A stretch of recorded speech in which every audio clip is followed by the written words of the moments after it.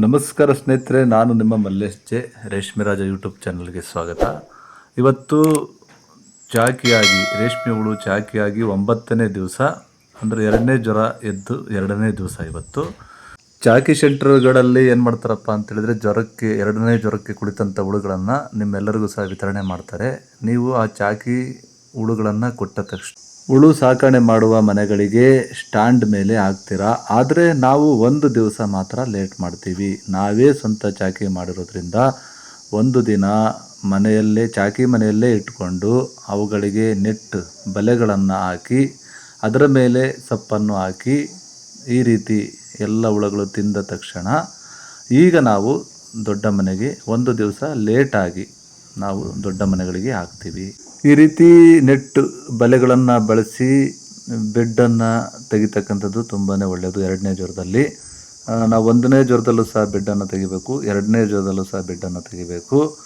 ನೀವು ನೋಡ್ತಾ ಇರ್ತಕ್ಕಂಥದ್ದು, ನಾವು 2 ಮೇವನ್ನು ಕೊಟ್ಟಿದ್ದೀವಿ. 2ನೇ ಜ್ವರ ಆದಮೇಲೆ 1 ಮೇವನ್ನು ಕೊಟ್ಟರೆ ಹುಳುಗಳು ಇನ್ನೂ ಒಂದೊಂದು ಉಳಿತಕ್ಕಂಥ ಸಾಧ್ಯತೆಗಳಿರುತ್ತೆ. 2 ಮೇವನ್ನು ಕೊಟ್ಟರೆ ಪೂರ್ತಿಯಾಗಿ ಹುಳುಗಳು ನೆಟ್ ಮೇಲೆ ಬರುತ್ತೆ. ನೀವು ನೋಡ್ತಾ ಇರತಕ್ಕಂಥದ್ದು ಸುಮಾರು ಒಂದು 32 ತಟ್ಟೆಗಳಲ್ಲಿ ನಾವು ಹುಳುಗಳನ್ನು ಇಟ್ಟಿದ್ದೀವಿ. 300 ಮೊಟ್ಟೆಯನ್ನು 32 ತಟ್ಟೆಗಳಲ್ಲಿ ಇಟ್ಟಿದ್ದೀವಿ. ಬಲೆಗಳನ್ನು ಕೊಟ್ಟಾದ ಮೇಲೆ ತುಂಬ ಚೆನ್ನಾಗಿ ಹುಳುಗಳು ಎಲ್ಲವೂ ಸಹ ಮೇಲೆತ್ತಿರ್ತಕ್ಕಂಥದ್ದನ್ನು ನೋಡ್ತಾ ಇದ್ದೀರಾ. ಹೀಗೆ 10 ಮೊಟ್ಟೆಗೆ ಒಂದು ಟ್ರೇಸ್ ತಟ್ಟೆಯಲ್ಲಿ ಹಾಕ್ತಕ್ಕಂಥದ್ದು ತುಂಬ ಹುಳು ತೆಳುವಾಗಿ ಇರುತ್ತೆ. ಆದ್ದರಿಂದ 10 ಮೊಟ್ಟೆಗೆ ಹುಳುಗಳನ್ನು ಒಂದು ಟ್ರೇಸಲ್ಲಿ ಹಾಕಬೇಕು. ಇದು ನಮ್ಮದು ರೇಷ್ಮೆ ಸಾಕಾಣಿಕೆ ಮನೆ. ನಾವು 2 ಮನೆಯಲ್ಲಿ ಹುಳುಗಳನ್ನು ಸಾಕಣೆ ಮಾಡ್ತೀವಿ. ಸುಮಾರು 350 ಮೊಟ್ಟೆಗಳನ್ನು ಇಟ್ಟಂಥ ಸಂದರ್ಭದಲ್ಲಿ ನಾವು 175 ಮೊಟ್ಟೆ ಒಂದು ಮನೆಯಲ್ಲಿ ಹಾಕ್ತಕ್ಕಂಥದ್ದು. ಈಗ 300 ಮೊಟ್ಟೆ ಇರೋದ್ರಿಂದ 2 ಮನೆಯಲ್ಲಿ ಹಾಕ್ತೀವಿ. 150 ಮೊಟ್ಟೆಗಳನ್ನು 2 ಮನೆಯಲ್ಲಿ ಹಾಕ್ತೀವಿ. ನಾವು 2 ಮನೆಗಳಲ್ಲಿ ಹಾಕೋದ್ರಿಂದ ಕೆಳಗಿನ ಸ್ಟ್ಯಾಂಡ್ಗಳಲ್ಲೇ ಸಹ ಹುಳುಗಳನ್ನು ಮೇಯಿಸ್ಬೋದು. ಈ ಬೇಸಿಗೆ ಕಾಲದಲ್ಲಿ ತುಂಬ ಟೆಂಪ್ರೇಚರ್ ಜಾಸ್ತಿ ಆಗುತ್ತೆ ಮೇಲಿನ ಸ್ಟ್ಯಾಂಡ್ಗಳಲ್ಲಿ. ಆದ್ದರಿಂದ ಕೆಳಗೆ ಮೇಯಿಸತಕ್ಕಂಥದ್ದು ತುಂಬ ಸೂಕ್ತವಾಗಿರ್ತಕ್ಕಂಥದ್ದು. ನಾವು ಈ ರೀತಿ ಬಲೆಗಳನ್ನು ಹಾಕಿರ್ತಕ್ಕಂಥದ್ದನ್ನು ನಾವು ಆರಾಮಾಗಿ ಅದನ್ನು ಹಿಡಿದು ಈ ರೀತಿ ಸ್ಟ್ಯಾಂಡ್ಗಳ ಮೇಲೆ ಹರಡ್ಬೋದು. ಭಾಳ ಈಸಿಯಾಗಿರ್ತಕ್ಕಂಥದ್ದು. ಹುಳುಗಳನ್ನು ಸ್ಟ್ಯಾಂಡ್ನಲ್ಲಿ ಹರಡ್ತಕ್ಕಂಥದ್ದು ಒಬ್ಬೊಬ್ಬರು ಒಂದೊಂದು ರೀತಿಯಲ್ಲಿ ಮಾಡ್ತಾರೆ. ಕೆಲವರು ಅಲ್ಲಲ್ಲೇ ಒಂದೊಂದು ಕ್ರೇಟ್ಗಳನ್ನು ದೂರದಲ್ಲಿಟ್ಟು ಅದನ್ನೇ ಹರಡ್ತಾ ಪೂರ್ತಿ ಸ್ಟ್ಯಾಂಡ್ಗಳು ತುಂಬೋ ರೀತಿ ಮಾಡ್ತಾರೆ. ಆದರೆ ನಾವು ಆ ರೀತಿ ಮಾಡಲ್ಲ. ನಾವು ಒಂದು ಕಡೆಯಿಂದಲೂ ನಾವು ಹುಳುಗಳನ್ನು ಹಾಕ್ಕೊಂಡು ಹೋಗ್ತೀವಿ. ಪ್ರತಿ ದಿವಸ ಹುಳುಗೆ ಎಷ್ಟು ಸ್ಥಳಾವಕಾಶ ಬೇಕೋ ಅದನ್ನು ಕೊಡ್ತಾ ಹೋಗ್ತೀವಿ. ಕೆಲವರೆಲ್ಲ ಅಲ್ಲಲ್ಲೇ ಹಾಕಿ ಆ ಹುಳುಗಳನ್ನು ಹಿಗ್ಗಿಸ್ತಾ ಸ್ಟ್ಯಾಂಡನ್ನು ತುಂಬಿಸ್ತಾರೆ. ಈ ರೀತಿ ಅವರವ್ರದ್ದೇ ಆದ ರೀತಿಯಲ್ಲಿ ಅವರಿಗೆ ಯಾವ ರೀತಿ ಒಂದು ತರಬೇತಿ ಸಿಕ್ಕಿರುತ್ತೋ ಆ ರೀತಿ ಹುಳುಗಳನ್ನು ಸಾಕಣೆ ಮಾಡ್ತಕ್ಕಂಥದ್ದು ಸಹ ಉಂಟು. ನಾವು ಈ ರೀತಿ ಒಂದು ಕಡೆಯಿಂದ ಹುಳುಗಳನ್ನು ಹರಡ್ತಾ ಹೋಗ್ತೀವಿ.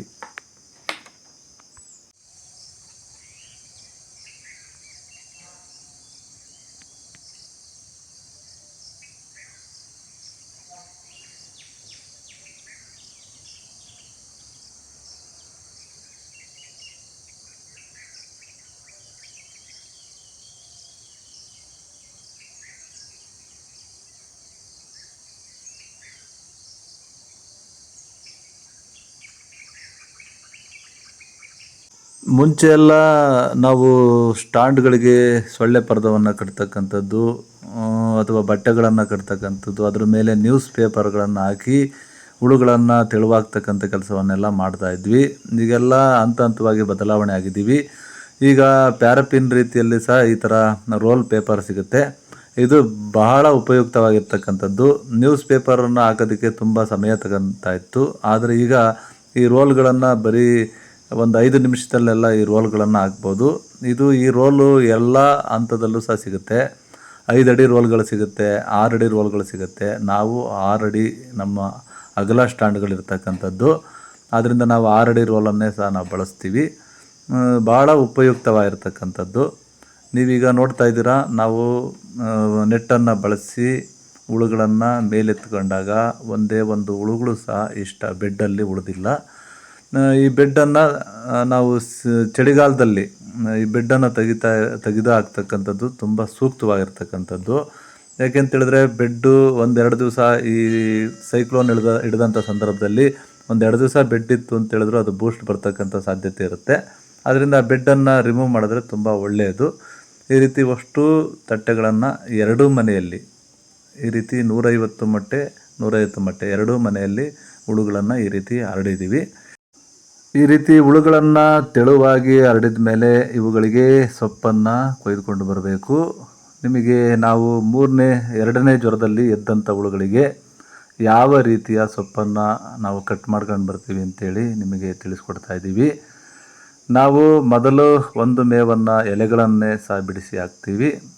ಅದಾದ ನಂತರ ನಾವು ಕಡ್ಡಿಯನ್ನು ಕಟ್ ಮಾಡ್ಕೊಂಡು ಬರ್ತೀವಿ, ಕೊನೆಗಳನ್ನು ಕಟ್ ಮಾಡ್ಕೊಂಡು ಬರ್ತೀವಿ. ಇದಾದ್ಮೇಲೆ 2ನೇ ಜ್ವರದಿಂದ ಎದ್ದಂಥ ಹುಳುಗಳಿಗೆ ನಾವು ಮೊದಲನೇದು ಒಂದು ಸೊಪ್ಪನ್ನು ನಾವು ಎಲೆಗಳನ್ನೇ ಹಾಕ್ತೀವಿ, ಬಲೆಯನ್ನು ಹರಡಿ ಎಲೆಗಳನ್ನು ಹಾಕ್ತೀವಿ. ತುಂಬ ಜನ ಏನು ಮಾಡ್ತಾರೆ ಅಂತ ಹೇಳಿದ್ರೆ ಅದು ಬೆಡ್ ಏನಿರುತ್ತೆ ಒಂದನೇ ಜ್ವರದಿಂದ 2ನೇ ಜ್ವರದವರೆಗೂ ಮೇದಿರುತ್ತಲ್ಲ, ಆ ಬೆಡ್ಡನ್ನು ಡೈರೆಕ್ಟಾಗಿ ಇದ್ರ ಮೇಲೆ ಸ್ಟ್ಯಾಂಡ್ ಮೇಲೆ ಹಾಕ್ತಾರೆ. ಬಟ್ ನಾವು ಆ ರೀತಿ ಹಾಕಲ್ಲ. 2ನೇ ಜ್ವರದಿಂದ ಎದ್ದಂಥ ಹುಳುಗಳನ್ನು ನಾವು ನಟ್ಟು ಬಳಸಿ ಅಂದರೆ ಬಲೆಯನ್ನು ಹಾಕಿಬಿಟ್ಟು ಅದರ ಮೇಲೆ ಎಲೆಗಳನ್ನು ಹಾಕ್ತೀವಿ. ಎಲೆಗಳನ್ನು ಹಾಕಿ ಎಲೆಗಳನ್ನು ಎತ್ಕೊಂಡು ಅದಾದಮೇಲೆ ನಾವು ಸ್ಟ್ಯಾಂಡಿಗೆ ಹರಡಿದ ಮೇಲೆ ಈ ರೀತಿಯ ಕೊನೆಗಳನ್ನು, ಈ ಹಂತದ ಕೊನೆಗಳನ್ನು ನಾವು ಕಟ್ ಮಾಡಾಕ್ತೀವಿ. ಇಲ್ಲಿಂದ ಇಷ್ಟು ಕೊನೆಗಳು.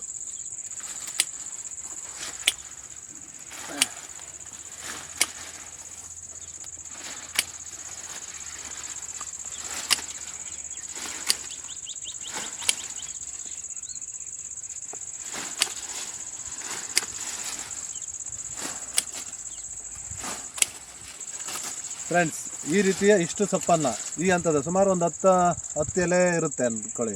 ನಾವು ತುದಿಯಿಂದ ಇಲ್ಲಿ ಗಂಟ 10 ಎಲೆ ಇರತಕ್ಕಂಥ ಕೊನೆಗಳನ್ನು ನಾವು ಕಟ್ ಮಾಡಿ ಹಾಕ್ತೀವಿ. ಒಂದು 8ರಿಂದ 10 ಎಲೆ ಇರತಕ್ಕಂಥದ್ದನ್ನು ಈ ಇಡೀ ನಾವು 3ನೇ ಜ್ವರಕ್ಕೆ ಒಂದೊಂದು ದಿವಸಕ್ಕೂ ಒಂದೊಂದು 2 ಎಲೆ ಕೆಳಗಡೆ ಮಾಡ್ಕೊತಾ ಬರ್ತೀವಿ. ಈ ರೀತಿ ನಾವು ಕೊನೆ ಹೊತ್ತಿಗೆ ಸುಮಾರು ಈ ಹಂತಕ್ಕನ ಕಟ್ ಮಾಡಿ ಹಾಕ್ತೀವಿ 3ನೇ ಜ್ವರದ ಹುಳುಗಳಿಗೆ. ಆಮೇಲೆ ನಾವು ಈ ಸೊಪ್ಪು ಸಹ ಇದು ಏನು ಉಳಿದಿದೆಯಲ್ಲ, ಈ ಸೊಪ್ಪು ಸಹ ನಮಗೆ ಕೊನೆಗೆ ವೇಸ್ಟ್ ಆಗಲ್ಲ.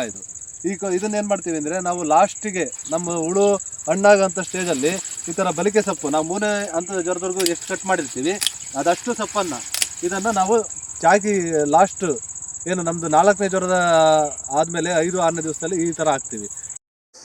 ಈ ರೀತಿ ಸೊಪ್ಪನ್ನು ಕೊಯ್ದುಕೊಂಡು ಬಂದು ಹುಳುಗಳನ್ನು ತೆಳುವಾಗಿದ ಮೇಲೆ ಈ ರೀತಿ ತೆಳುವಾಗಿ ಸೊಪ್ಪನ್ನು ಹಾಕಿದ್ರೆ ಇವತ್ತು ಏನು 2ನೇ ಜ್ವರದಿಂದ ಎದ್ದ 2ನೇ ದಿವಸದ ಕೆಲಸ ಸಂಪೂರ್ಣವಾಗುತ್ತೆ. ಹುಳುವನ್ನು ತೆಳುವಾಗಿಡಬೇಕು, ಸೊಪ್ಪನ್ನು ತೆಳುವಾಗಿ ಹಾಕಬೇಕು. ನಾವು ಈ ಬೇಸಿಗೆ ಕಾಲದಲ್ಲಿ 3 ಮೇವುಗಳನ್ನು ಕೊಡ್ತೀವಿ.